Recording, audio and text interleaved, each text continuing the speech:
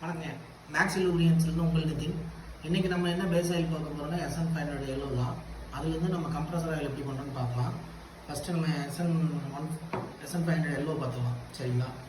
இது வந்து நேற்றுக்கு வந்து லோட்லேருந்து கொடுக்குறது. லாஸ்ட் டைம் பார்த்தீங்கன்னா கலர் கொஞ்சம் டார்க் வந்து இந்த டைம் வந்து 1 கலரில் வந்துருக்கு. Last time 1.5 colour.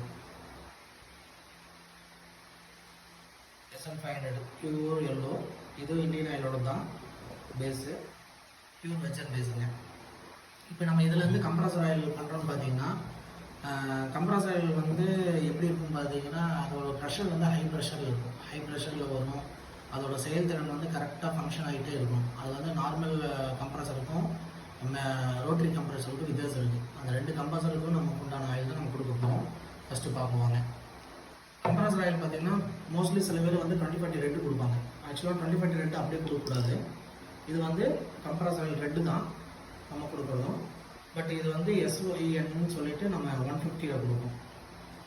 இது நம்ம கம்பெனியில் வந்து மேக்ஸி லூப்ரிகன்ட்ஸ் வந்து நம்ம கொடுக்குறது வந்து 150 சொல்லுவோம் இதோட கிரேட். சரிங்களா?